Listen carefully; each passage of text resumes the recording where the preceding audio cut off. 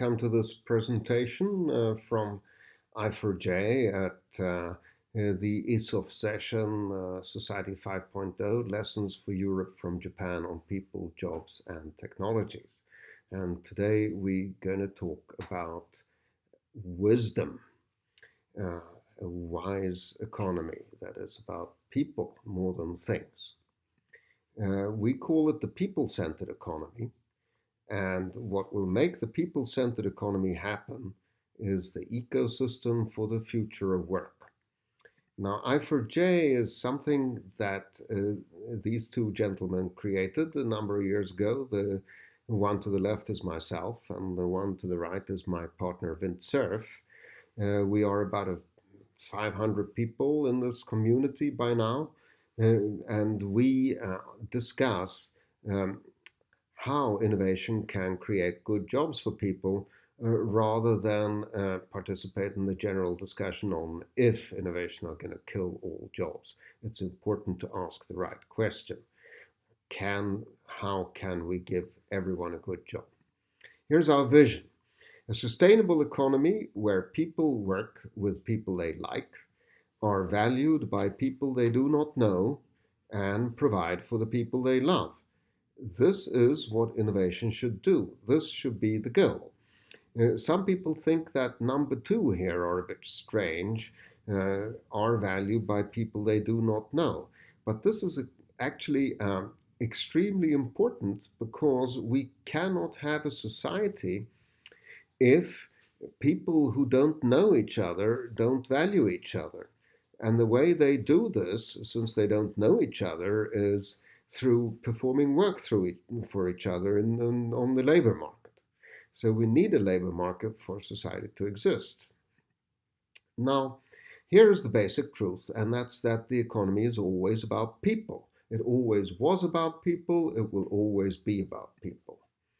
The economy happens when people need each other, which means that we need innovation that makes people need, want, and value each other more. Today, it's too much innovation that actually makes people value each other less. Now, people need to earn in order to spend, and this means that we need as good innovation for earning as we have for spending. But we don't have that today. We have very bad innovation for earning, and almost all the innovation is to help people spend. Now, above all, we need innovation for earning a living, and this we really do not have at all today. And this is actually what all people want. 19 out of 20 people don't have a job that they are fit for, that they have the talent for, or that they like to do. Only 1 in 20 is really well placed, and the rest would really appreciate some innovation that gives them better ways of earning a living. We need, in other words, a new ecosystem for jobs. We need to create a new innovation ecosystem that innovates jobs, that help people earn a living, just like we today have innovation ecosystem that does things to help people spend. Now, in this society we have today, which I call the task-centered society, because it's really much more about tasks than about people, there are warning signals. And we can see here that despite having very good innovation that could help people create a lot, that could help disabled people do jobs as well as anybody else, actually the people with disabilities have been dropping out of the labor market very quickly. We can see that when innovation takes speed around 1990 here, they just disappear. We can see that the wealth distribution has gone the wrong way. Today it's the 1% is, top 1% is owning as much of society today as they did before the New Deal in the 30s. We have lost almost the whole middle class economy in the United States, and we have to reinvent it. Another sign of this is that beginning in 1980, again, the rich got richer and the poorer got poorer, to the extent that today the top 1% earn more than the whole bottom half of the US population. We can also see that despite all the innovation that would help us create a lot of new, wonderful, valuable things, economic growth is slowing down. It's not speeding up.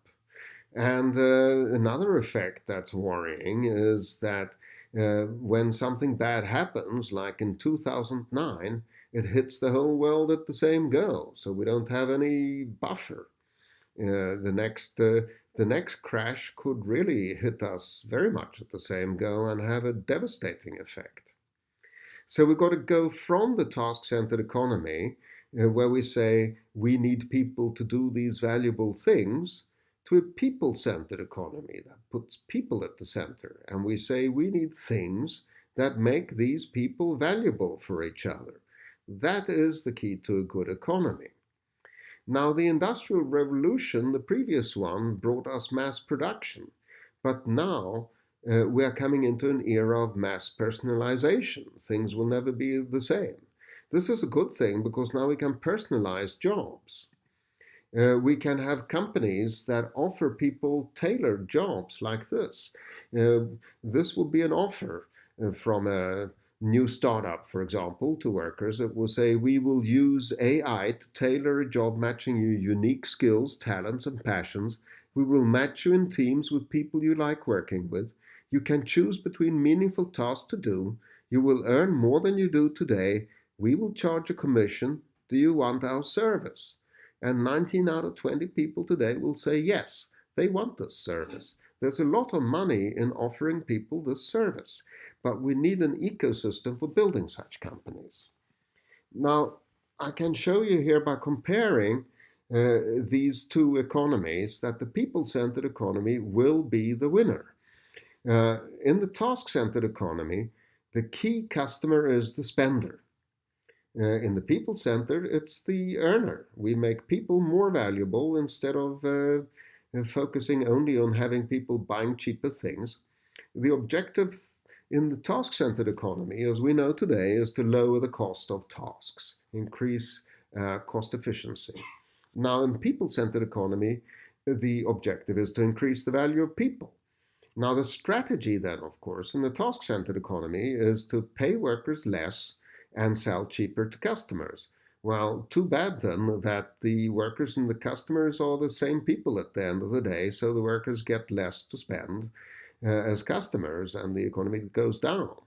Now, in the people-centered economy, the business is to find undervalued people and help them to earn more.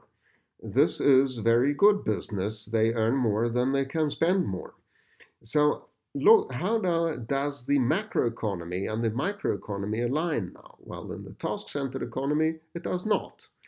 Because it makes people earn less. You cut costs, you sack workers in order to sell cheaper to customers.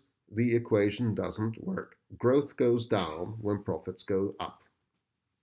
In the people-centered economy, on the other hand, they are perfectly aligned. Innovation is not a cost-cutting thing. Innovation raises the value of people, and this is economic growth. When all people get more valuable, they earn more, they spend more, we get growth. Now, one example of this that I would like to bring up is the case of people with disabilities. Now, in I4J, we have invented a new word, coolabilities.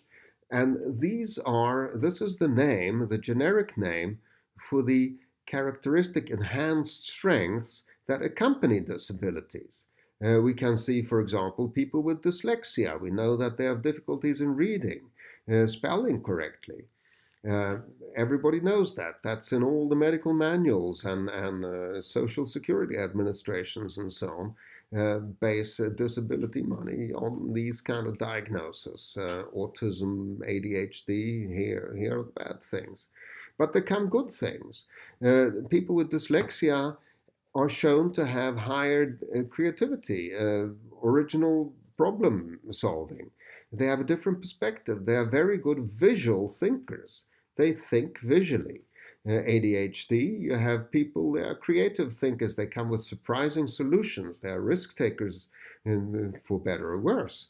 We know people with autism spectrum can be terribly good at managing detail and can be very good software programmers, and many other jobs too, not only software programmers. Now, we have cool abilities. By inventing this word, we have opened a new market for jobs where we stop talking about what people are bad at doing and how they can be a bit less bad at doing it, but we say here's a whole new world of wealth, of human talents, and we should innovate so that these people can use their enhanced abilities to create value and become valuable. So this is what we do. We have started a project called coolabilities.ai. We're building a database, the Cool Abilities Disabilities Correlation Database codec, that includes the conditions, so-called disabling conditions. Now we should maybe call them special conditions, with the disabilities and the cool abilities. And we build a community of programmers around this that can connect people with cool abilities and disabilities with jobs and education based on their strengths, not on their weaknesses. And here is how the structure of this is. We build consortia of companies that want to employ, for example, engineers who have the autistic cool ability of detail, or maybe designers that have the dyslexic ability of visual thinking, or maybe the surprising solutions by people with ADD, which, by the way, I am one of these myself. So we are going to so we are building these consortia, and if you are interested, you are welcome to get in touch. So this is my presentation from I4J Innovation for Jobs.